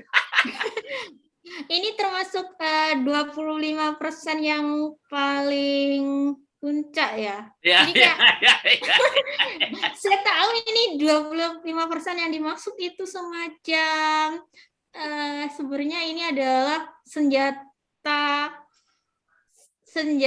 pamungkas saya yang ingin sampean. Enggak, please, saya bukan senjata pamungkas, tapi di balik apa yang sampean lakukan, barangkali itu ini mau bongkar, Mbak. Iya. Ini mau bongkar layar di balik layar berarti. Enggak, aku berharap tahu itu, Mbak, soalnya. Nah, jadi gini, tadi saya udah bercerita tentang aktivitas menulis, gimana awalnya, kenapa saya terpikir sampai untuk membuat sebuah tulisan. Nah, kemudian ketika saya udah mulai benar-benar kayak menikmati aktivitas menulis, ternyata saya menghadapi benturan lagi gitu, bahwa ada keterbatasan waktu. Wah, sebagai seorang pekerja rumah tangga migran yang notabene bekerja 24 jam di rumah majikan, jadi kita bukan bicara kita ya, mungkin kita itu mewakili teman-teman yang lain sebagai sesama pekerja rumah tangga, dan terus saya sendiri itu merasakan wah sangat kurang waktunya. Nah, kadang gini, ada satu hal yang tiba-tiba menginspirasi atau ingin saya selamatkan, tapi ternyata itu saya masih dalam keadaan belanja, bekerja, atau saya sedang ngapain. Nah, di situ kemudian saya memanfaatkan gadget, memanfaatkan foto. Bahwa foto itu awalnya saya mengambil gambar itu untuk menyelamatkan ingatan, menyelamatkan inspirasi. Sesuatu yang membuat saya tertarik akan saya jepret, karena itu nanti ketika saya udah ada waktu luang, saya akan membukanya kembali, kemudian saya akan menemukan apa tadi yang saya terpikirkan ketika mengambil gambar itu gitu. Jadi saya itu mengambil gambar dalam tanda kutip untuk membantu ingatan saya untuk agar bisa menuliskannya atau mengingatnya gitu. Nah, di situ awalnya mulai tertarik dengan fotografi. Nah, kemudian saya selalu jepret, kemudian sampai pada ujungnya saya mulai belajar tentang street photograph, saya mulai belajar tentang jurnalisme, kemudian saya belajar tentang fotojurnalistik, kemudian saya membuat Migran Post. Di situ di situ ada waktu di awal ketika saya memikirkan konsepnya Migran Post, di situ memang akan ada berita foto. Jadi ada foto, menurut saya adalah gini, foto itu dari awal menurut saya adalah cerita yang nggak perlu disampaikan dengan kata-kata gitu. Bahwa foto itu membantu saya lepas dari belenggu bahasa gitu. Ketika saya menulis, dulu saya impian saya adalah akan ada yang menerjemahkan tulisan saya ke bahasa lain karena saya tidak ingin menulis hanya untuk dibaca oleh sesama pekerja rumah tangga migran. Saya punya keinginan bahwa tulisan saya bisa diakses oleh orang lain yang tidak berbahasa Indonesia. Di situ saya memimpikan tulisan saya akan diterjemahkan ke bahasa lain dan alhamdulillah itu udah terwujud sih, beberapa tulisan udah diterjemahkan ke bahasa Mandarin, bahasa Jerman, bahasa Inggris, bahasa lain-lain itu udah bisa dibaca orang lain yang tidak berbahasa Indonesia. Nah, kemudian saya menemukan lagi fakta bahwa ketika saya mengambil foto dan saya menyajikan sebuah foto, saya tidak perlu menggunakan bahasa. Saya tidak perlu tidak peduli bahwa orang itu berbahasa Indonesia atau tidak. Ketika karena saya sudah mengadakan beberapa kali pameran foto ya di Hong Kong, jadi orang bisa entah itu memaknai apa, mengambil makna dan pesan dari foto saya tersebut gitu. Nah, di situ kemudian saya banyak mengambil foto, belajar mengambil foto untuk berita foto, untuk sekedar arsip untuk diri saya sendiri karena saya menikmatinya untuk sebagai bagian dari menulis. Saya menulis bukan untuk dibaca orang lain, saya menulis untuk healing. Kemudian saya mengambil gambar juga sebenarnya untuk memori saya sendiri, untuk hal yang sesuatu yang menarik saya sendiri. Kemudian jebret, kembali ke pertanyaan, kenapa saya sampai mengambil gambar aksi yang sedang berlangsung di Hong Kong waktu itu. Itu juga enggak kok, saya ingin jadi bagian dari mereka, saya ingin menjadi pahlawan, saya ingin menjadi ini atau menjadi itu, enggak. Itu sebenarnya ada hubungannya dengan bahwa saya merasa itu sebuah objek yang tidak akan bisa saya ambil di tempat lain, yang tidak akan saya dapatkan pada kesempatan lain. Itu jadi faktornya awalnya juga hanya untuk mengambil gambar. Terus kemudian ya hanya pada momen itu gitu loh, nggak akan terulang momen yang karena ada pemain street photograph dan lain sebagainya, bahwa ada objek atau kejadian yang tidak bisa kamu dapatkan di tempat lain dan kamu ulang gitu. Sekali kamu jepret, disitulah kamu gini. Dan ketika kamu menyaksikan sesuatu yang menarik, ketika kamu sudah mencintai sebuah aksi jepret ya, aksi fotografi, tanganmu akan secara otomatis tergelitik karena untuk mengabadikan apa yang ada di depan matamu gitu. Nah, kemudian di awal-awal saya mengambil gambar dan video untuk Migrant-POS itu untuk sebagai informasi karena waktu itu dimulai pada saat Lebaran, liburan Lebaran, masih ingat banget. Saya balik dari silaturahmi dengan teman-teman di Samsipo waktu itu, MCR macet total. Ada banyak orang berbaju putih memenuhi semua MTR dan karena saya sebut di depan tadi, Mbak, sebelum sampai di titik ini saya sudah berkecimpung dalam organisasi. Saya pernah menjadi bagian dari aksi-aksi demonstrasi para pekerja rumah tangga migran di Hong Kong ya. Jadi saya tahu bahwa sebuah aksi massa di Hong Kong waktu itu adalah legal, bahwa ada izin, ada ini dan sebagainya. Bagaimana sebuah aksi selalu ada namanya koordinasi dengan kepolisian, dengan pihak transportasi dan lain sebagainya, sehingga ketika aksi nggak akan mengganggu jalan raya, nggak akan membuat kemacetan. Nah, kenapa pada saat itu saya menemukan sebuah perbedaan besar gitu? Ini belum pernah terjadi seumur saya ada di Hong Kong. Nah, disitulah saya mulai Kak, ini sebenarnya ada apa gitu. Nah, ternyata mungkin banyak orang yang bertanya-tanya juga sebenarnya ada apa, tapi mereka nggak tahu harus bertanya ke siapa dan tidak punya keberanian untuk bertanya ke orang lain gitu. Nah, saya yang mungkin out of the box tadi, berbeda dengan orang lain, saya tidak mau menyimpan kekepoan saya tanpa berusaha memenuhinya, mencari tahu. Kemudian saya banyak bertanya, orang ini ada apa, sedang apa, kenapa bisa seperti ini. Disitulah saya mulai menginformasikan waktu itu kan di Migrant-POS dalam bentuk short video dan berita foto ya, bahwa terjadi kemacetan karena bla bla bla.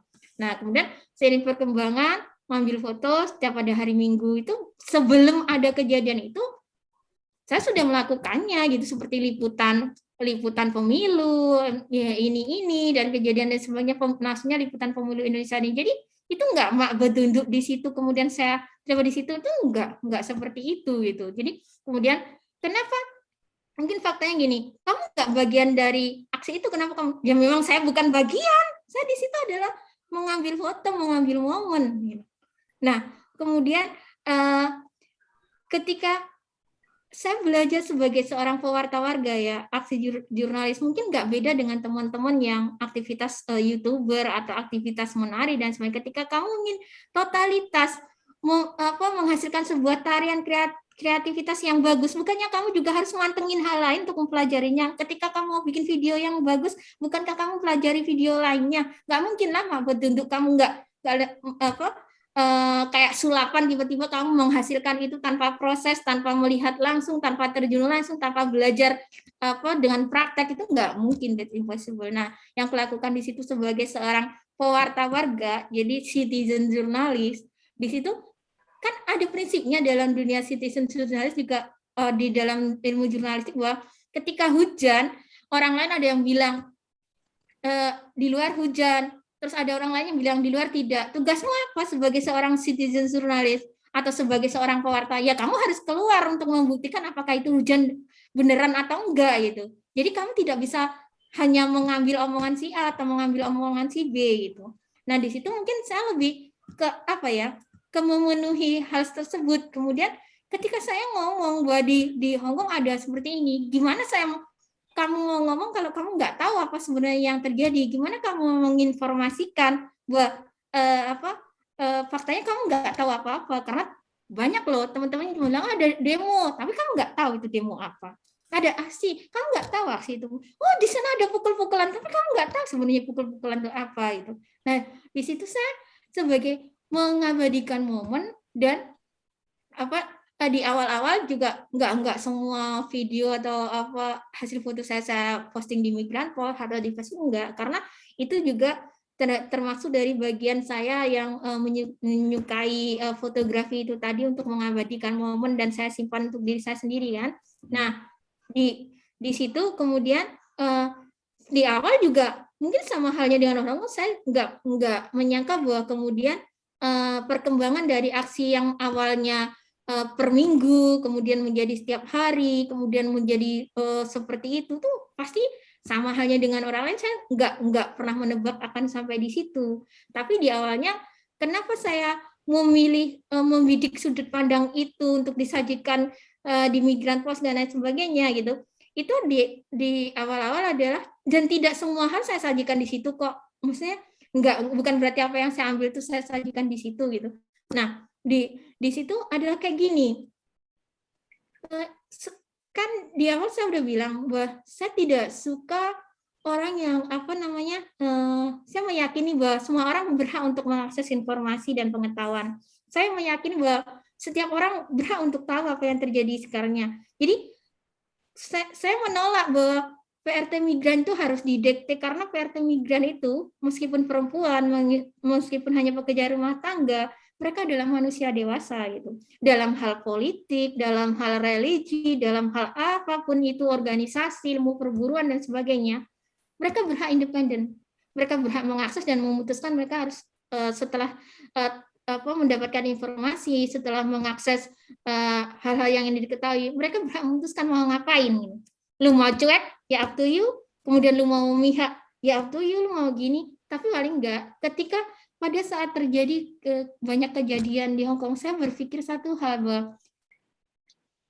kami pekerja rumah tangga migran adalah orang yang notabene tinggal dan bekerja di Hong Kong. Apa yang terjadi di Hong Kong secara otomatis itu mempengaruhi kehidupanmu di Hong Kong juga gitu. Karena kamu bukan orang yang pergi pagi pulang malam, pulang ke Indonesia kayak gitu. Kamu tinggal dan bekerja di situ, secara otomatis apapun yang terjadi di situ itu penting dan akan berimbas terhadap kamu. Nah, di waktu itu, jadi saya mau memisahkan dua hal. Di sini adalah saya sebagai manusia dewasa yang punya prinsip bahwa saya pro demokrasi, saya memiliki pandangan politik dan bukan ini. Itu dari sisi saya, tapi dari sisi lain, saya juga punya, saya PRT migran dan sebagai citizen jurnalis, saya menyajikan itu. Jadi, kalau ditanya, kenapa kamu sampai melakukan aktivitas, merekam, memotret, loh, itu hak saya gitu. Jadi pertanyaannya gini, kayak banyak orang lu mau motret, berhias, mengambil video, bikin YouTube, bikin konten apa, terus orang menari apa, itu juga hak mereka itu. Kenapa nggak ada bedanya aktivitas memotret dan merekam saya di sini, nggak ada bedanya loh dengan yang lain. Mungkin yang berbeda cuma objeknya doang gitu. Dan jadi kalau orang lain bisa seenaknya lu mau kuliner, pergi ke sana, rekam makanan di sana, lu mau menari kayak apa, lu mau berhias kayak apa, lu mau melakukan, lah apa yang salah dengan aktivitas saya menulis dan merekam yang saya mengambil objeknya yang di sini? Terlepas dari apapun pemikiran politik dan apa, setiap orang punya itu, karena kita semua adalah manusia dewasa yang sebenarnya berhak atas itu gitu. Buat saya orang yang berprinsip bahwa freedom, bahwa kita tuh punya kemerdekaan dalam diri kita sendiri, kita berhak menjadi apapun gitu. Jadi di situ waktu itu aktivitas saya menulis ya enggak ada, bukan saya merasa menjadi bagian dari mereka, enggak, saya enggak pernah jadi bagian dari mereka juga enggak kenal saya. Jadi saya melakukan aktivitas saya pribadi. Cuman di sini kadang gini, ada jalan hidup orang yang kamu nggak bisa menebaknya gitu loh. Bahkan ketika mungkin Mas Sandro bikin video, kamu nggak akan tahu video mana yang akan viral. Kamu nggak akan tahu konten mana yang akan view-nya banyak. Atau kamu nggak bisa mengatur siapa yang bakal nonton videomu ini, siapa yang enggak, kayak gitu. Jadi ya seperti itu, sama dengan apa yang sebenarnya saya jalani, nggak ada bedanya dengan teman-teman lain gitu.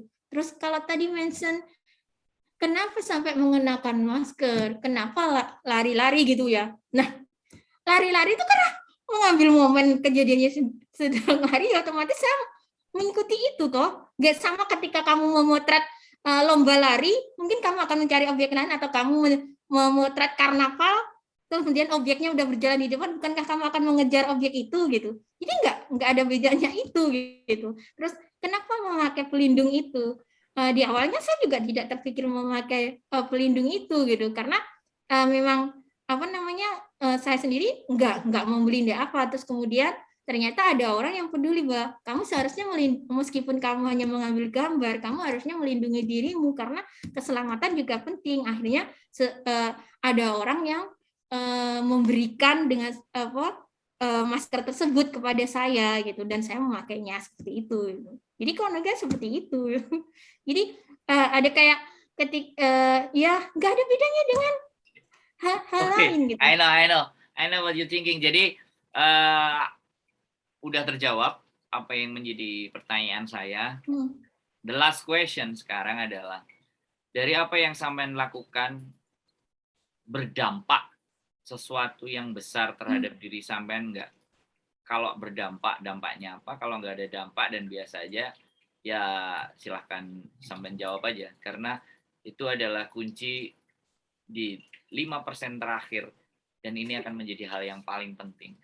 Dari apa yang sudah sampean lakukan, ya? Bom. Dari apa yang sampean lakukan berdampak nggak terhadap ending of the last you stay in Hong Kong? Jadi terakhir sampai berdampak. Okay. Jadi gini, apapun yang Anda lakukan, apapun yang kita lakukan, sekecil apapun aktivitas kita, sekecil apapun kegiatan kita, itu pasti akan berdampak terhadap diri kita. Okay. Itu bohong kalau ada orang bilang nggak berdampak. Okay. Karena apa? Bahkan ketika kamu buat konten video, ketika kamu menjadi seorang YouTuber, itu akan ada dampak dalam hidupmu. Dan seperti apa jalan yang saya pilih, itu pasti ada dampaknya dalam hidup saya. Yep. Ya. Dan mungkin hanya di sini tingkatnya adalah berbeda orang berbeda cerita, berbeda orang berbeda dampak dari semua aktivitas. Ada hal-hal mesti gini. Kalau ini mungkin bisa ada banyak pertanyaan ya, sebelum ini ada banyak pertanyaan jurnalis dari banyak media internasional dan nasional yang menanyakan mengapa kamu seberani itu mengambil risiko gitu kan? Bukankah apa yang kamu lakukan itu berisiko, gitu kan? Mungkin sama menggunakan kata berdampak itu kamu berisiko. Di sini orang lain menggunakan kata berisiko. Nah sekarang gini, kamu loh tidur aja lo berisiko nggak bangun, kamu jalan kaki berisiko kesandung, jatuh. Bahkan ada orang yang dia jalan-jalan foto selfie jatuh mati. Jadi whatever kegiatan kita, whatever apa yang kamu lakukan itu pasti akan memiliki risiko yang harus kamu tanggung. Bahkan ketika kamu hanya tidur, kamu punya risiko nggak bangun gitu. Jadi di sini yang terpenting adalah bagaimana kamu tahu apa yang kamu lakukan dan bagaimana kamu bertanggung jawab terhadap dirimu sendiri tentang apa yang kamu lakukan dan bagaimana kamu bisa menerima risiko dari apa yang telah kamu lakukan. Di sini itu hanya seperti itu. Just do it and then you can accept whatever happen to your life. Jadi Kak di sini bukan masalah berani dan tidak, bukan masalah keberanian, tapi di sini adalah masalah bagaimana kamu sadar bahwa apa yang kamu lakukan semua adalah berisiko. Tapi mungkin kamu nggak pernah punya ekspektasi risikonya seperti apa gitu. Nah, kalau mungkin saya bisa menceritakan di kayak aktivitas saya ya. Di awal saya merekam gambar, mengambil gambar, memberitakan. Saya tidak pernah terpikir bahwa risikonya akan sebesar ini. Saya tahu ada risiko, tapi saya nggak punya ekspektasi bahwa risikonya akan sebesar ini gitu. Sebesar dalam artian sampai harus melibatkan dan diketahui orang lain gitu. Jadi kayak risiko besar di sini dalam artian sampai harus diketahui orang banyak gitu loh. Jadi kayak ketika sebenarnya yang berdampak seperti itu ya di kehidupan saya mungkin secara tidak langsung adalah pilihan dan pandangan politik saya.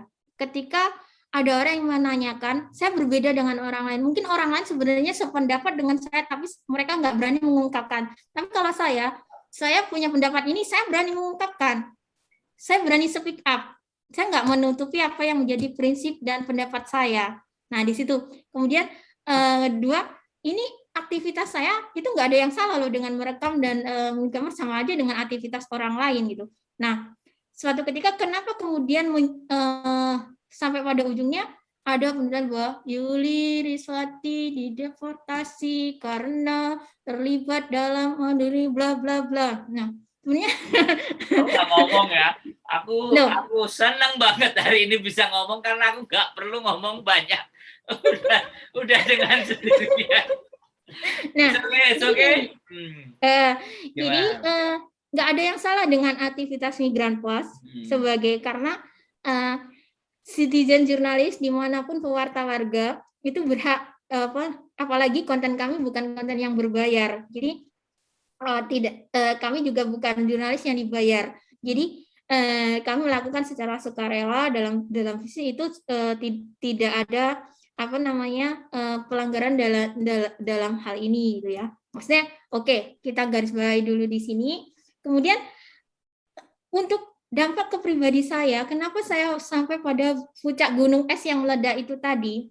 Nah, ini sebenarnya pertama mungkin karena keberanian saya untuk speak up ketika diwawancara media lokal dan media lain. Tapi itu juga ada kronologinya. Kronologinya adalah bukan karena saya memotret dan merekam itu ujuk-ujuk kemudian bermasalah. Tidak. Jadi di waktu saya waktu itu sebenarnya malah menerjemahkan berita dari sebuah web bahwa di situ ada sebuah web yang mengadakan sayembara bagi siapapun para pekerja rumah tangga migran yang bisa melaporkan majikannya yang terlibat dalam aksi gerakan anti ekstradisi akan mendapat imbalan sebesar bla bla bla.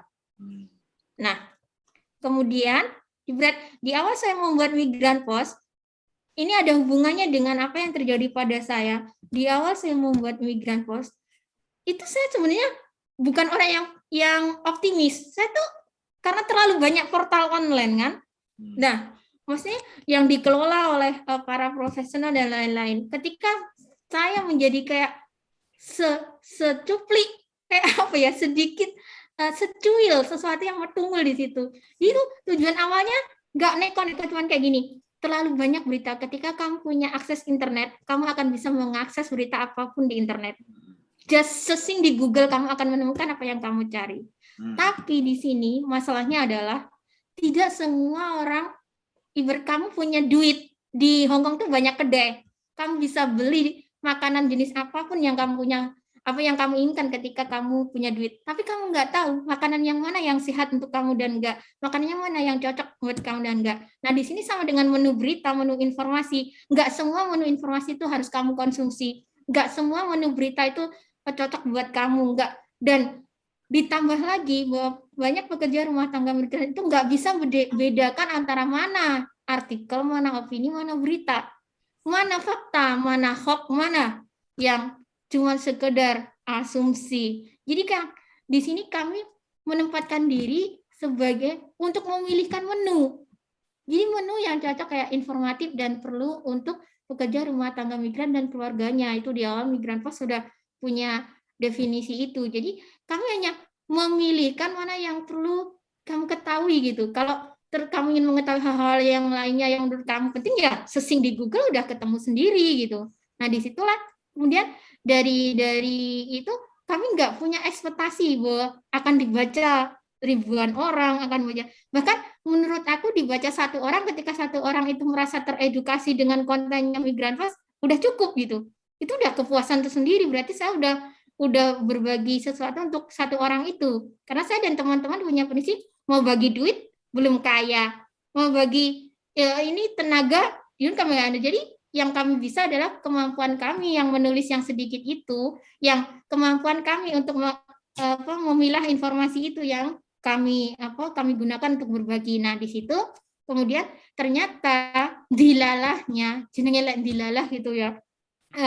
Nah, konten itu tadi nggak tahu gimana ceritanya, tiba-tiba sudah booming di orang lokal. Bahwa ada satu media bernama Migran Post, dia dibiayai oleh bla bla bla untuk mengedukasi pekerja rumah tangga migran agar melawan para majikannya. Berhati-hatilah kalian terhadap ya bla bla bla seperti itu. Nah, waktu itu saya tiba-tiba mendapatkan banyak apa ya? Banyak pesan, banyak peringatan dari jejaring saya yang orang lokal, bahwa ini bagaimana ceritanya, kenapa tiba-tiba Migran Post bisa menjadi pembicaraan warga lokal yang waktu itu mereka isunya memang sedang panas di mereka ya, sebenarnya nggak ada hubungannya dengan Migran Post. Entah kenapa tiba-tiba Migran Post menjadi booming, dan waktu itu saya harus apa ya, mengambil sikap dalam hal ini. Saya mungkin bisa diam saja kemudian menghapus Migran Post atau kemudian menghilang, atau kemudian saya apa yang harus saya lakukan dalam ini. Kemudian mungkin berbeda dengan orang lain itu tadi gitu. Wah, saya merasa saya harus bertanggung jawab terhadap apa yang saya lakukan. Kemudian saya maju, saya klarifikasi ke orang-orang yang migran itu, bahwa saya adalah Yuli Risati, saya pemilik Migran Post dan pembuat konten di Migran Post, bahwa kenapa kalian menyebarluaskan konten saya dengan imbauan seperti apa, kalian bisa bahasa Indonesia atau tidak, karena ini konten saya seperti ini, bla bla bla. Akhirnya mereka menggunakan penerjemah untuk memeriksa Migran Post kan waktu itu, dan ternyata mereka kemudian minta maaf bahwa apa yang tersebar, tapi kan tahu kan, meskipun satu sudah minta maaf karena screenshot itu kekuatan internet itu melaju pesat kan. Akhirnya semua udah tersebar luas, kemudian saya harus klarifikasi, kemudian banyak media lokal yang kemudian tertarik untuk mengekspos Migran Post. Bahwa pertanyaan awalnya adalah kenapa ada Migran Post gitu.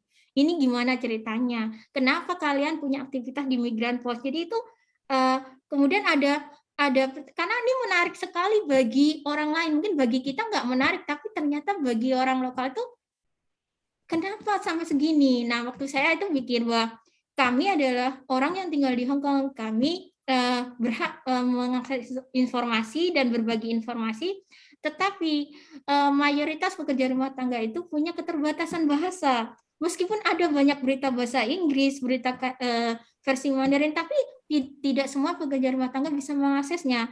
Kalaupun mereka bisa membaca, mereka tidak punya waktu untuk mencari karena kami punya keterbatasan bahasa dan waktu gitu. Dan Migran Post ini adalah salah satu kepedulian kami kepada komunitas kami, bahwa komunitas kami berhak akses informasi, di situ kami berbagi akses informasi terhadap komunitas kami. Nah, di situ itu ternyata bagi orang lokal itu menarik. Nah, disitulah kemudian ada Apple Daily, ada si Mingpa, ada lain sebagainya, mengadakan wawancara dengan sana. Di situ tadi mungkin kayak saya berani speak up dan sebagainya. Kemudian Dan akhirnya berdampak. Dan akhirnya ada salah satu speak itu yang semacam blunder. Di situ harusnya hanya membicarakan tentang migran pos. Ada pertanyaan sang jurnalisnya, yang jurnalis lokal itu yang menanyakan tentang prinsip dan pendapat saya, pandangan saya tentang demokrasi gitu. Nah, disitulah sebenarnya bahwa karena saya adalah notabene dari negara yang mengecap dirinya adalah negara demokrasi kan. Indonesia adalah negara demokrasi. Sebenarnya nggak ada yang salah sih dengan bertanya. Lalu sebagai orang yang berasal dari negara demokrasi, bagaimana kamu memandang demokrasi? Dan apakah bagi kamu demokrasi itu penting? Nah, di situ saya menjawab, ketika saya memandang gerakan di Hongkong, otomatis saya teringat gerakan di Indonesia, bahwa saya merasa ironis sekali ketika saya melihat di depan mata saya orang-orang yang memperjuangkan demokrasi dan politiknya, mereka mengharapkan diadakan pemilu, melakukan ini dan sebagainya, tapi saya sendiri yang berasal dari negara demokrasi, merasa demokrasi di negara saya udah kehilangan spiritnya. Nah, disitulah ternyata speak up saya menyinggung dua politik besar di sini, menyinggung dua negara. Selain menyinggung Indonesia, saya juga menyinggung Hongkong dengan kalimat saya yang dikutip oleh media itu. Nah, di situ kemudian awal ceritanya, kemudian jebret, itulah seperti itu. Nah, terima kasih luar biasa. A sampai Z. Dan itu ada banyak pertanyaan gini. Apakah kamu pernah menyesali apa yang terjadi itu? Itu pertanyaan, bahkan ketika saya mengisi apa namanya banyak diskusi, kayak banyak workshop, bahkan sampai di Jerman dan yang berbicara tentang hal itu, pertanyaan itu ada gitu, karena orang pasti ingin tahu gitu apa ini. Kalau saya kembali, saya tidak pernah menyesal dan tidak pernah merasa apa yang jadi, karena ini bagian dari hidup saya gitu. Dan saya melakukannya atas kesadaran itu gitu. Kalau orang menilainya sebagai keberanian, ya itu mungkin penilaian orang lain, tapi kalau bagi saya sendiri ini bukan soal berani dan kita, ini adalah mungkin soal karakter dan pribadi saya sendiri yang want to know, menjawab segala keingintahuan, menjawab segala kekepoan, ingin melampiaskan apa yang mau diketahui, just that, oke. Saya rasa sih hanya dari pembicaraan awal, ketika sampean menginginkan sesuatu, ya harus dijawab, harus dipenuhi kan.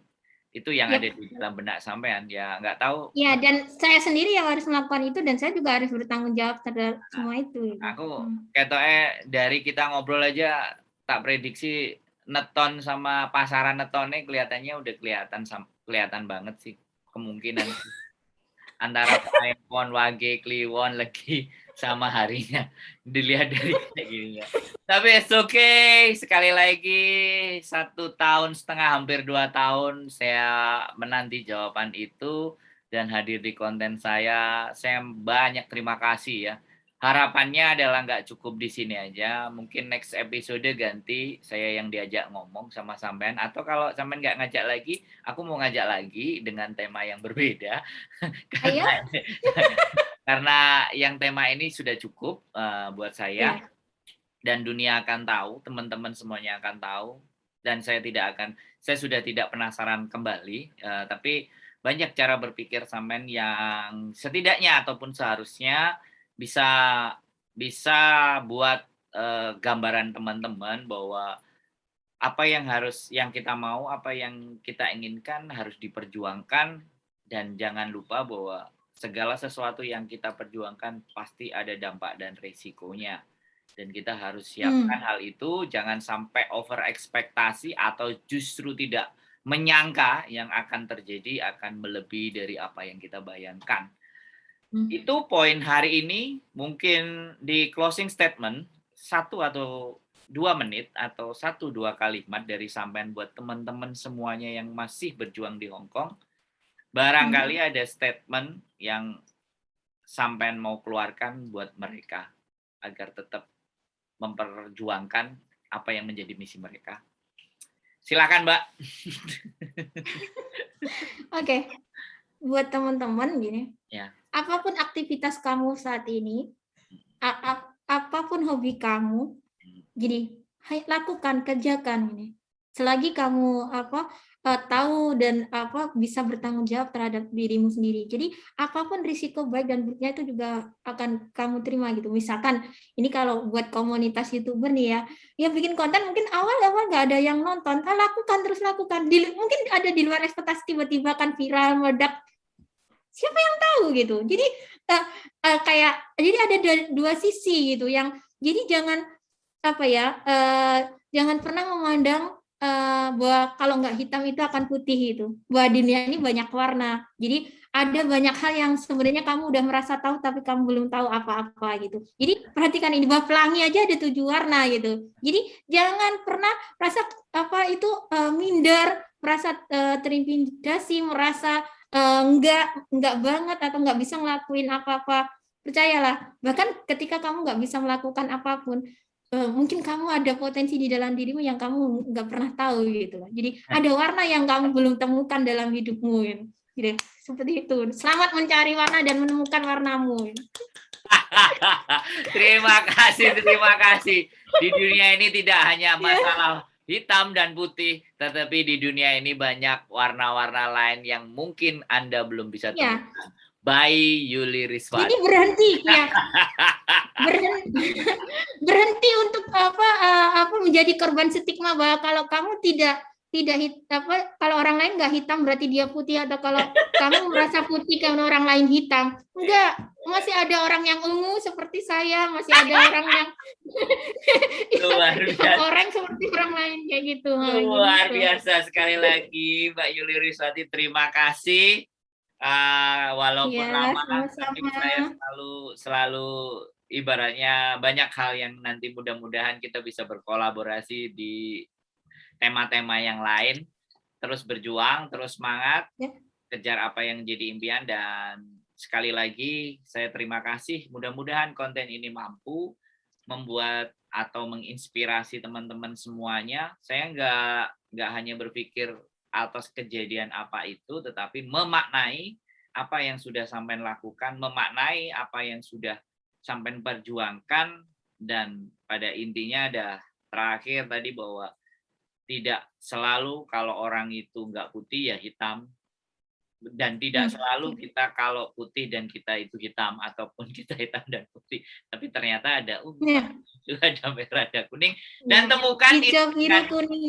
temukan itu atas apa yang teman-teman lakukan, dan hidup penuh dengan warna. Terima kasih. Ya, selamat mencari warna dalam hidupmu. Dan wassalamualaikum warahmatullahi wabarakatuh.